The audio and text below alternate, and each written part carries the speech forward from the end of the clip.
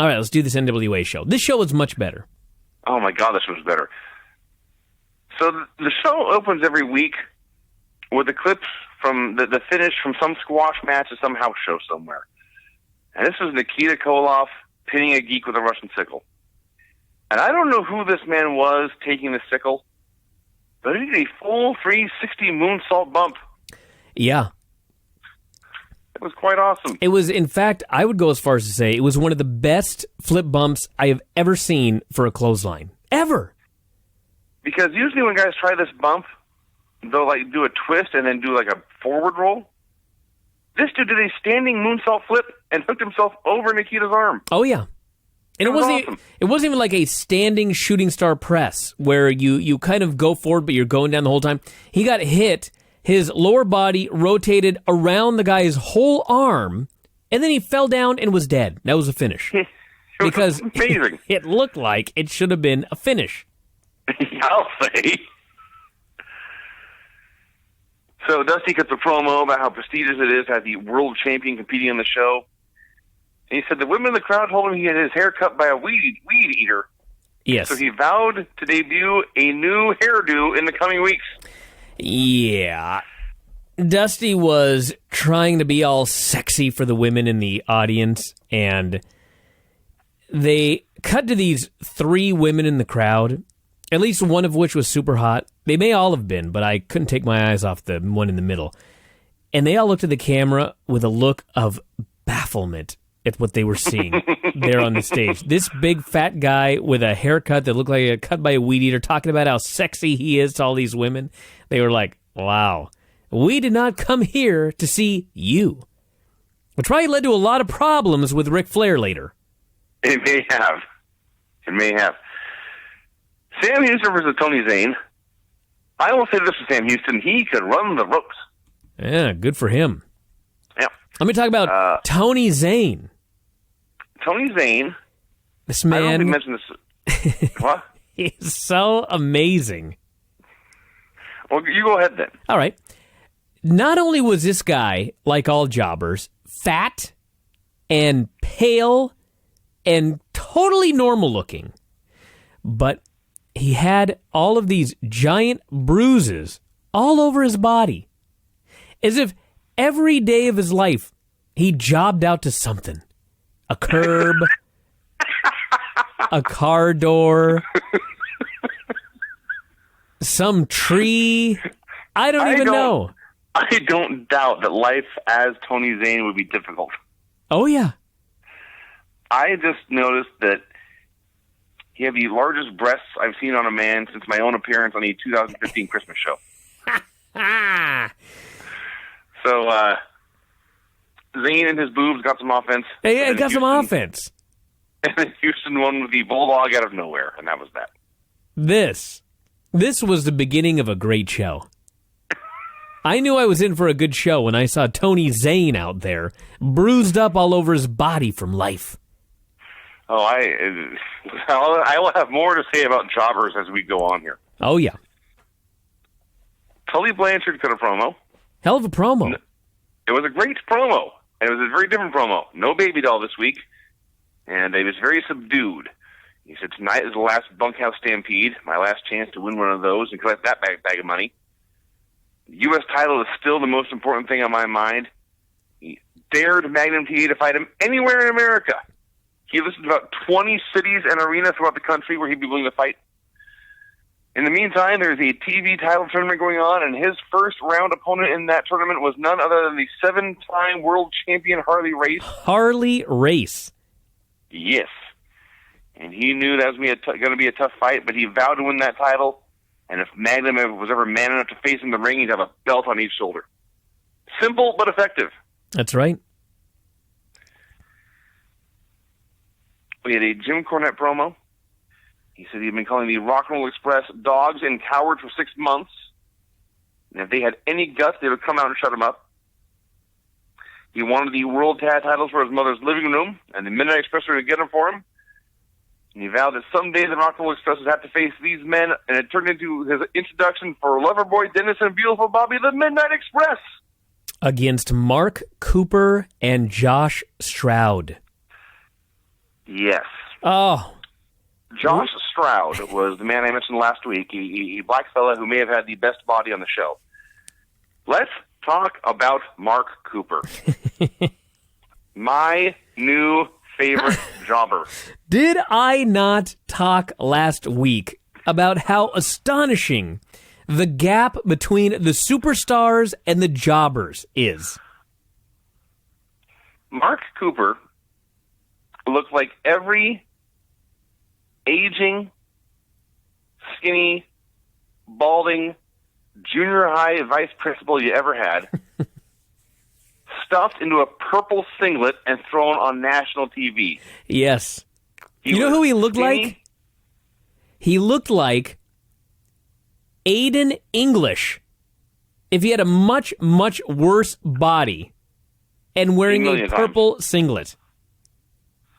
He did have the receding hairline. He had the bushy mustache. Absolutely no body. Dude, absolutely no ability. No ability. He was pale. He was hairy. And he appeared to be, when I say your average junior high vice principal thrown on national TV, if you told me this was the first time he had ever stepped into a wrestling ring, I would believe you. It may have I been the would first believe you. time and the last time. No, I'm going to see more Mark Cooper. So he has no idea what he's doing at any point. The Express is just grabbing him and throwing him around, trying to get him into position. At one point, he starts throwing these punches, and you've never, and I mean never, seen worse offense. Cornette had to turn his back to the match. He could take no more. Dude, let's talk more about his singlet. I talked about this last week, okay? This guy, Mark Cooper, needed gear. And so his plan was to call whoever does gear and say, I want a singlet. I got a 30-inch waist. That's ridiculous. I got a 40-inch waist. So make sure you cut it for a man who has a 35-inch waist. Make sure it rides really high on my hips. And please, make sure it's purple. This was a request by Mark Cooper to have a purple singlet. Got to make his skin look extra pale. God. He was the best. And he was killed. So they killed him to death. They hit him with a top rope knee drop and then a clothesline. Not a lariat, not a Russian sickle, just a clothesline, and they pinned him. That was Good a for 5-star them. squash. Good That was for a them. 5 stars. Good for me. Oh, God, this guy. And Bobby Eaton was just like, have we ever mentioned how unbelievable Bobby Eaton was? It's never a bad thing to say that again. Yeah, Bobby Eaton was like, God. He was so good. Nothing against Dennis Condrey. But Bobby Eaton just running the show with these geeks. Yeah. So we go from that to Arn Anderson versus George South. That's right. Now, George South... Very also underutilized. He was also a great jobber, although totally different than Mark Cooper. Yeah. And that, as noted, Mark Cooper, they took the man who had the least business in the world of being in a wrestling ring and put him in a wrestling ring. George South is a well-trained, proficient wrestler whose role here was to take a beating. Yeah, it made me very sad because I was just watching it thinking, we got plenty of geek jobbers here on this show. Plenty. We have more geek jobbers than we know what to do with. And here's a guy who's not bad, and he's in there just getting destroyed. And later, next actually, we have a jobber versus jobber bout. Yes. I'm not making this up. A jobber I've never versus... seen that before. Oh, man, you got it here on this show. But all I could think was, why is poor George South a jobber? This guy's got some talent here. He was at the top of the jobber heap. Yes. It's a fine way to put it. So his offense consisted of one sunset flip attempt. Arn blocked it and hit the gourd buster for the win. I liked it. I thought it was great. He just slowly took the man apart. He took apart his arm. He took apart his shoulder, he took him apart piece by piece, and then beat him. Great. Ric Flair came out for a promo. He's cutting this classic promo about how great he looks, how much women love him, how great his robe is. They were way more into him than they were Dusty. Think about it for a minute. He went on here and grabbed a microphone on national television and said, "Look how cool my robe is." Yeah. That's awesome. And they agreed. They're like, Oh, yeah. God damn, that's a great robe. And so did I. And you look I don't great know, in isn't it. that cool? Yeah. He began to list all the men he had beaten, some of whom were wrestling in other promotions. Vinny, I beg of you that somewhere in the report you list that Ric Flair referred to his cousin as Arnold Anderson. He did say that. I will try to get that in there. I have been watching Arn Anderson for at least half of my adult life and maybe more, and not one time did I think, what is Arn short for? Arnold. His name is Arnold Anderson. Yeah. What? That blew my mind. And he wrapped up by saying, "You know what? It's so great being Ric Flair, I might stick around for another 20 years." That was amazing. And he overshot that goal by nearly a decade. Dude, he stuck around for 20 more years, and he would have stuck around for 20 more if anybody would have let him. Yeah. But they didn't. Hey, that was, he achieved his goal. That's true. This guy would still be wrestling today if Vince allowed him. That's a fact. Rocky King versus Mac Jeffers. Jobber versus jobber.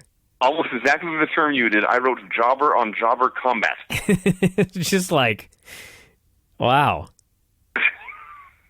It's like the Road Warriors no-showed, so they just took their opponents and put them against each other. Now, to be fair, Rocky King had been involved in some stuff, so he was actually at the top of the jobber hill, maybe even above George South. Sure. But he was still a jobber. He was totally a jobber. They did mention that this man and his dope afro, that's my terminology, not theirs, but he had formed a tag team with Jimmy Valiant called The Street People. The Street People. Yes. So they had a very basic match. High spot, face lock. High spot, face lock. They were green. They got a little lost running the rope sometimes, but it was totally fine. Rocky King was a talented athlete, you could tell, and he won with a power slam. Yeah. Yay, Rocky King and Mac Jeffers. This is better than many Raw matches. Hey, it was a very solid jobber versus jobber battle. Yeah. And most people on Raw are, in fact, jobbers. So 90% of them. 90% of them are, in fact, jobbers. Magnum TA got a promo. Ran down Tully Blanchard and Ole Anderson. And the point of this promo was to talk about all the great things Dusty Rhodes is going to do. I know they're friends. Well, you know, it's all about Big Dust. It was, in fact, all about Big Dust. Before there was Triple H, there was Dusty Rhodes. So Magnum vowed that Dusty would win the TV title tournament. And said those fans who were cheering for Flair, they must have forgotten what Flair had done to Dusty, and they promised Dusty would beat Flair for the belt. Black Bart versus Jim Jeffers. The Jeffers are all over this show. They may have been twins. And I think they were brothers. Exactly the same. Thick-legged, barrel-chested dudes with handlebar mustaches and mullets. God, I learned, I may have mentioned this last week, I've forgotten, but Jim Jeffers died 2 years ago. That sucks. Yeah, listen, seeing Jim Jeffers here on the show made my whole weekend. He's the most jobbery jobber that you could possibly have. More so than maybe anyone else on this whole show. We talked a lot about this guy last week. He got to make a comeback on Black Bart. And it was the most hilariously terrible comeback that you've ever seen. He leaps in the air for this god-awful drop kick where you land flat back. He struggles mightily to his feet. He leaps into the air for another one. He gets about half as high. He does a flat back bump. He struggles mightily to his feet again. And finally, he goes for the third drop kick. And by the way, everybody, if you've seen Jim Jeffers, let's just think about the fact that his plan was to hit 3 consecutive drop kicks in his comeback. He fails on the final drop kick. He lands flat on his back, and Black Bart hits the big leg drop for the pin. Vinny, this was every mid-card match I saw in Cloverdale in the mid-90s. And then, on top of that, we have reviewed these shows before, and we have claimed that, man, it's amazing to watch the show because the fans are into everything. They cheer every moment of every match. Wrong. They're into it when there are stars. When you've got Black Bart versus Jim Jeffers, they don't give a shit. And then, when it's over, Jim Jeffers, after failing on his comeback and being pinned by Black Bart, the crowd booed. They booed the participants for even trying to entertain them. Not like today when people cheer because thank God the match is over. That's pretty disrespectful too.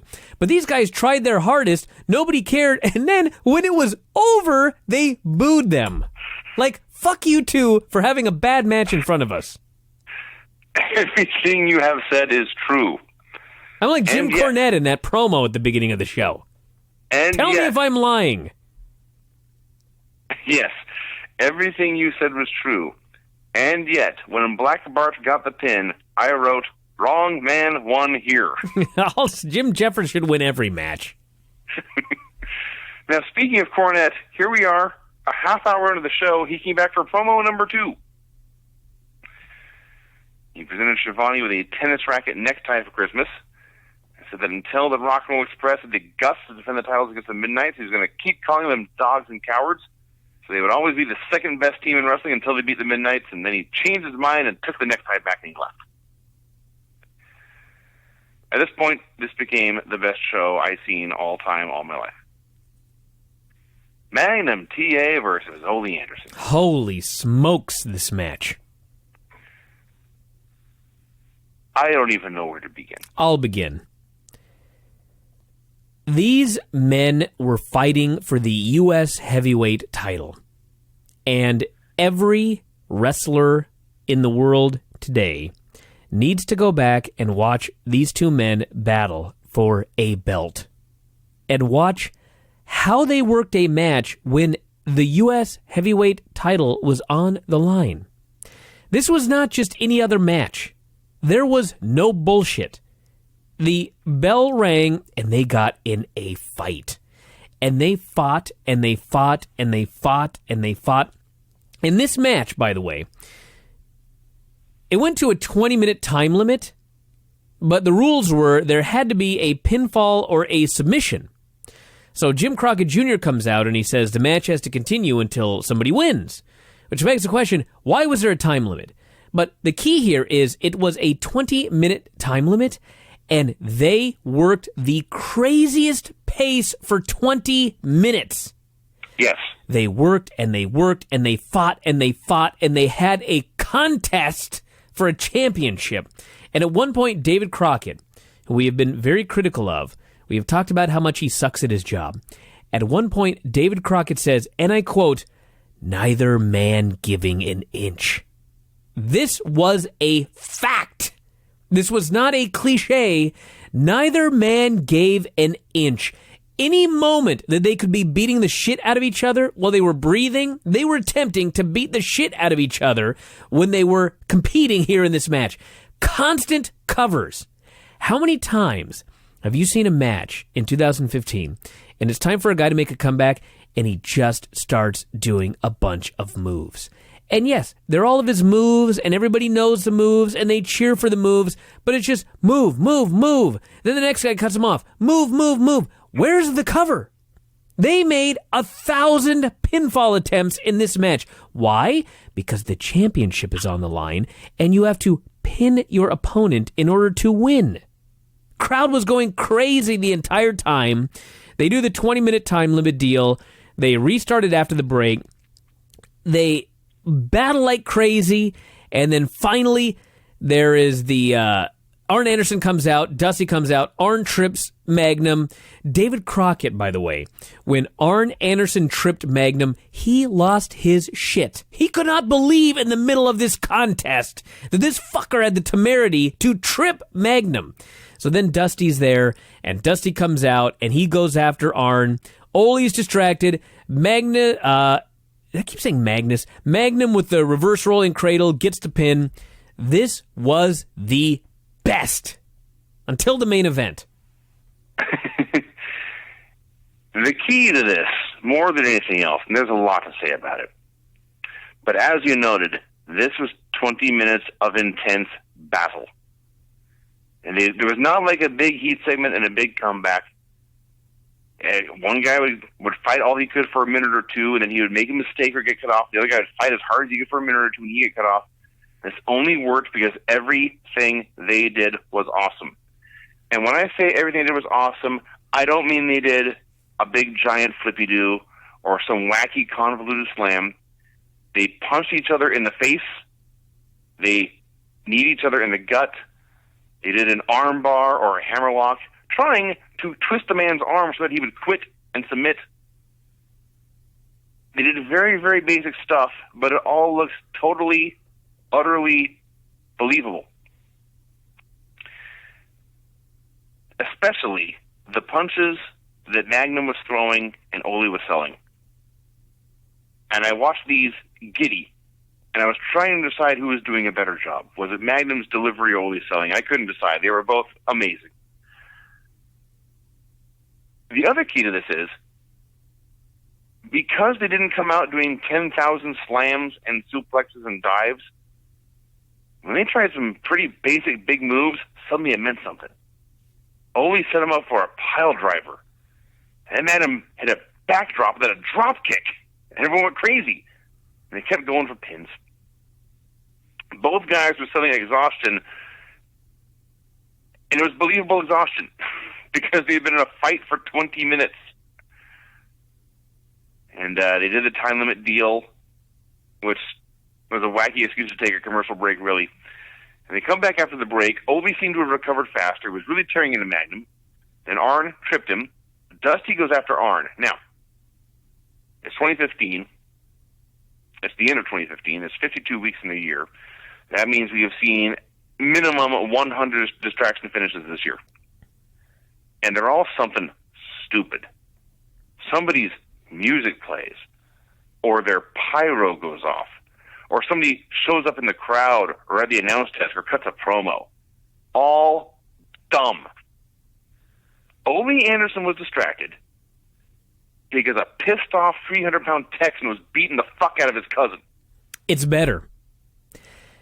Every distraction finish we see in 2015 involves a babyface being a dumb shit. What happened here was, and we learned in the promo afterwards more information on this. What happened here was Arn tripped Magnum TA, and Dusty attacks Arn because of what he has done. In Ole Anderson's mind, how dare this Dusty Rhodes beat up my cousin Arn? How dare he? In Ole's mind, he has been wronged. And he goes over there, and that's when he gets rolled up and pinned. Because in the deal afterwards, when they're going crazy and they're cutting the big promo there,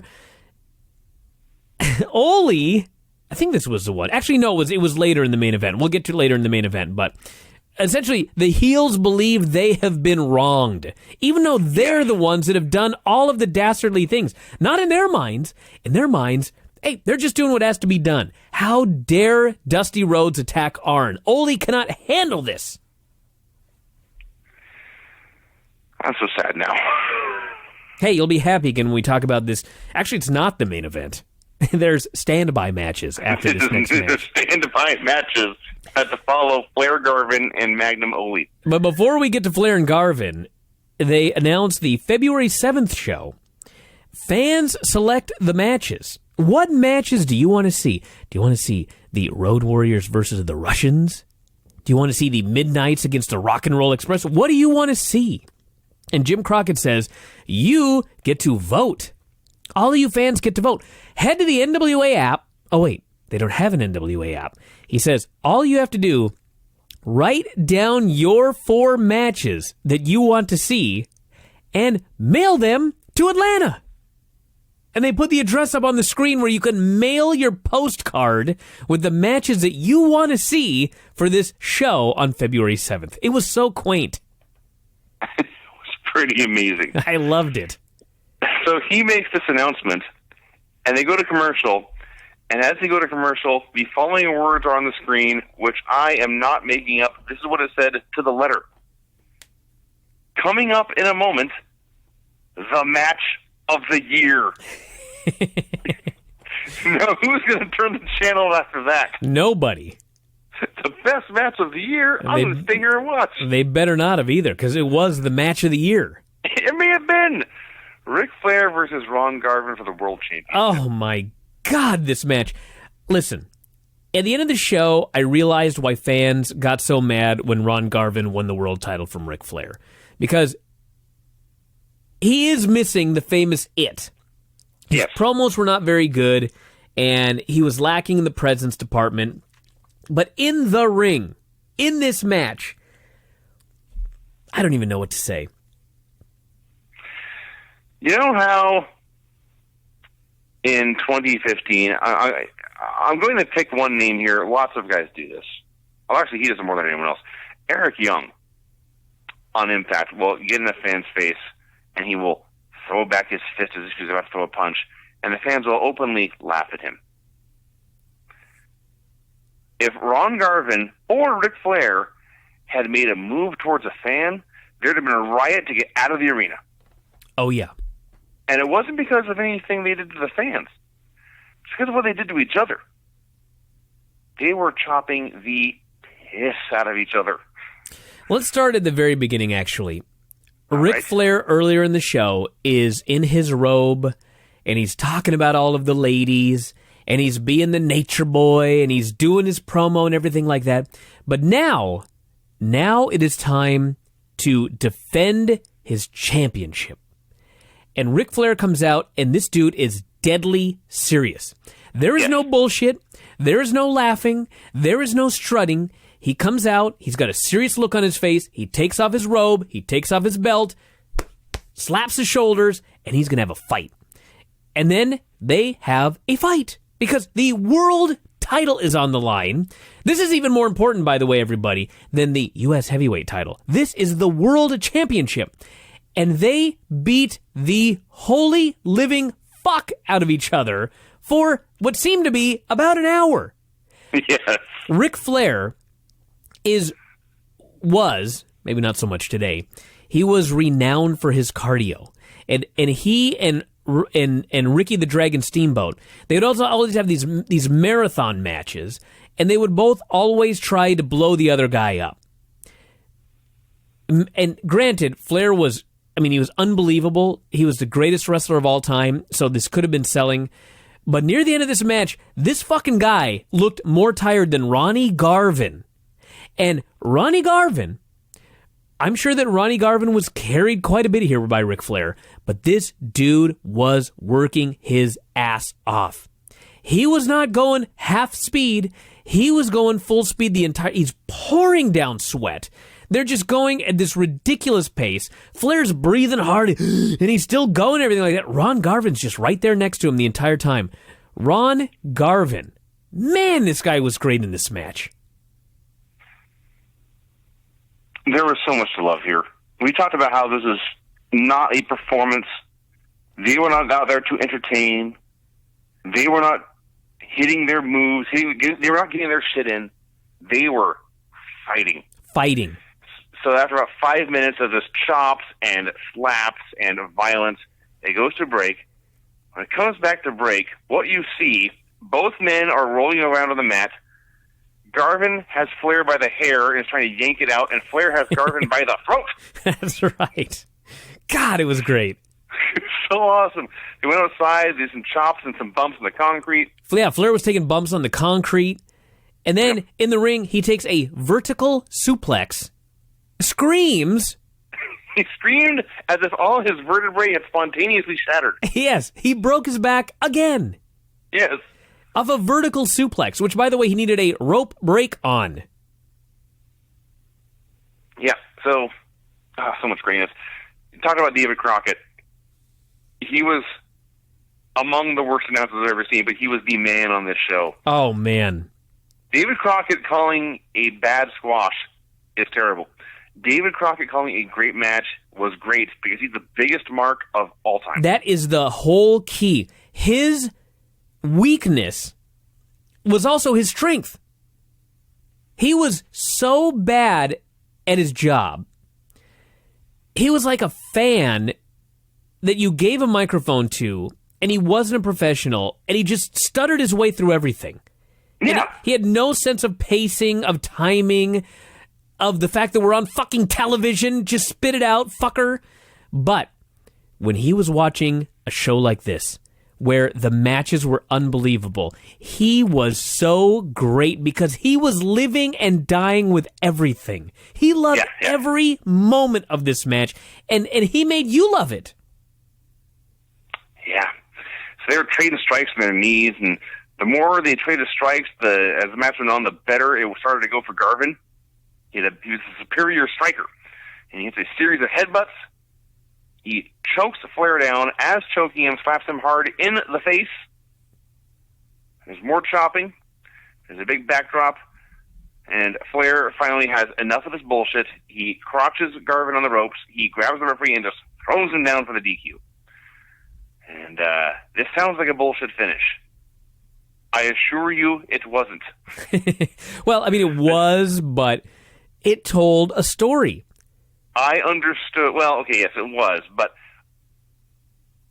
I didn't blame Flair for getting himself disqualified. Well, that's the key. Last week on the show, Ronnie Garvin challenged Ric Flair when he was all decked out in his suit and being all Ric Flair and being all cocky.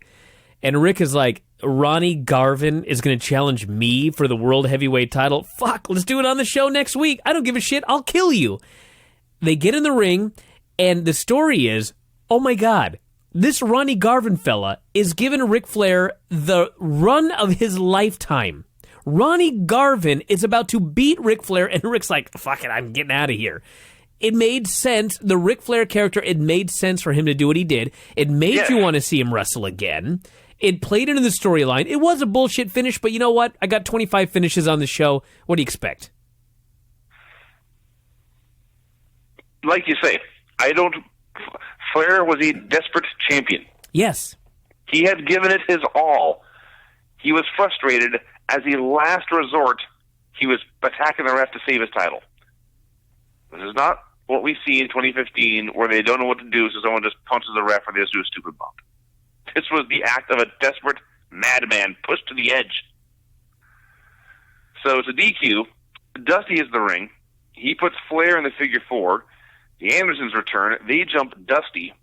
And about, 8 or 9 babyfaces all hit the ring, but they're hitting it one at a time. So the proto-horsemen are able to fight them off one by one and keep attacking Dusty. And finally, Magnum, the number 2 hero, is able to lead a big charge, and they clear the ring. And as soon as the horsemen are gone, they tend to the fallen Dusty and to the fallen Garvin. And as they attend to them, Ole hits the announce desk for a promo. This was the promo where Ole blames the babyfaces for everything that just happened. Even though Flair was the fucker that threw down the referee and started the entire thing. It's all the babyfaces' fault. Even though Arn had tripped Magnum in their match. Yes. If they had just let the Horsemen win and do what they needed to win matches, there would be none of this violence. That's right. None of this would have ever happened. No. You forced our hand, you assholes. So he can't get in the ring anymore without wondering who's going to jump him from behind or interfere with our business. Doesn't know what's going on. Flair says, I just knocked out Garvin. I nearly killed Rhodes. And we're the best. Me and the Andersons are the best. And they're ranting, and they're raving, and they're screaming. And they finally leave. And Tony Schiavone looks in the camera and says, our thoughts are with Dusty Rhodes at this moment. I love this show. I love this show so much. This was just the best. If you guys have not watched any of these NWA shows that we've been reviewing, go back and watch these two matches. You will love the network. You will pay for the network for the rest of your life because it gives you access to this show. Yes. You will write it. Go ahead. You will write a check to WWE for extra money saying, Dear World Wrestling Entertainment, I find your charge for this network insufficient. I wish to give you more cash. And you will have access to, as Tony Schiavone called him, Pablo Crenshaw against the Italian Stallion. Yes. Following Ric Flair versus Ronnie Garvin for the World Heavyweight Championship. It followed Flair versus Garvin for the world title, and yet it was still only the semi-main. Oh, yeah. There was a main event still to come. Really? In fact, this was the death spot. And it was. They delivered. Death. They delivered. Someone died. Italian Stallion beat Pablo Crenshaw with a power slam. The highlight of the match was when they wished a happy birthday to Christy Carr from the great city of Seattle, Washington. Hey, wow. Yeah. J.J. Dillon cuts a promo. He outright says, "This is one of the best programs I've ever seen." Hey, he was right. And he congratulated Ole, Magnum, Flair, and Garvin for having great matches. So, the gimmick here is that JJ had been managing Buddy Landel. And things went south, and Landel was gone. So he says, look, in 1985, I took a diamond in the rough, and I made him a bigger star than he's ever been before. Never mentioned my name, of course. Now I want to try something new. In 1986, I'm going to take somebody who was already a star, and I'm going to elevate them to even bigger heights. Now, I heard you men out here, you had the audacity to judge Tully Blanchard, try to get in his head. You have no right to criticize that man. You have no right to criticize his motivations. Doesn't matter that Baby Doll's not there. He's a very confident man. He's going to be very successful. And finally, he promised some surprises for 1986. I'll say, it was an awesome promo. Some surprises in store for 1986. Pretty much everyone said that, actually, up and down the show. Yeah, my wife was born. JJ was right. That was surprising.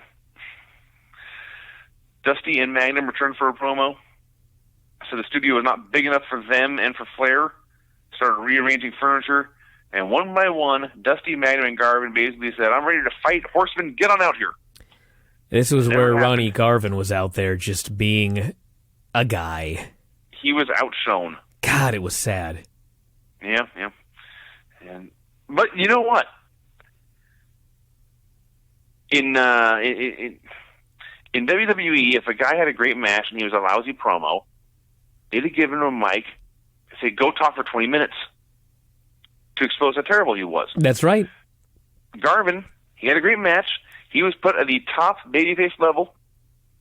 They said all essentially, they said to all the babyfaces, you're all going to go out there and you're all going to get 30 seconds. This is your chance to show us what you can do. Have at it. And they did. And he wasn't exposed. They didn't run him to the ground doing promo after promo. They just gave him a chance. And that's how it went. God, can you imagine if this show, because they were going to do Ron Garvin versus Ric Flair, can you imagine if the show opened with a 20-minute Ron Garvin promo to set up the match? I'm going to light myself on fire just thinking about it. And you know they would have done it on Raw. That's exactly what they would have done. Yeah, so eventually the Horsemen did not appear, and Dusty said, fuck it, let's go get them. And apparently they did, but we don't know what happened because there was trouble backstage during the illustrious main event on this show. David Crockett says, there's trouble backstage. I've got to go find out what's going on. And that was it. Let me state for the record that on this, the finest show I watched in 2015, the main event was Tully Blanchard versus Kent Glover. Kent Glover. As you noted, Crockett says there's trouble backstage and he leaves. Tully, Schiavone doesn't care. No. He barely referenced it at the time. He barely referenced it after the match. Quite frankly, there's probably often trouble backstage. Tony's like, yeah. Horsemen are back there. Flair's in the back. Saturday afternoon, Turner Studios. Chicks everywhere. So Tully wins with the slingshot suplex, and then Schiavone wraps up the show. He wishes everyone a happy new year, and he basically says, remember everyone, Dusty and Ric Flair still hate each other, and the show ended, and I was so happy. You know why you were happy? Because when the show went off the air, Tony Schiavone looked in the camera, and he said, hey, I want to thank all of you for a great 1985. What a year it's been. And what a year we're going to have next year. Everybody, be safe, have a happy new year, and we'll see you in 1986. It was a fun show, hosted by a fun, friendly guy, and his buddy, who is also a fun, friendly guy, who want you, the viewer, to join them and enjoy this fun next week. Unlike Raw, where the authority hates you, they're trying to make your life, you, the viewer, they're trying to make your life hell. They want to make sure you don't get anything you want. This was very refreshing to have a show where everybody wished me well at the end, and I couldn't wait to see those people again. And one of them was Tony Schiavone, and the other was David Crockett. That's saying something. So yeah, that was better than Raw. Oh, God. After last week's show was not better than Raw. This show was 1,000 times better than Raw. A great wrestling television show, and we're going to keep watching it, Vinny. Thank God for this program. Yeah. Somebody emailed me. They either emailed or texted me, and they said something like, don't give up on the NWA show this week. There are 2 good matches. That was the understatement of the decade. Well, he's not wrong. He's definitely not wrong, and I thank him very much for that text, but that was funny.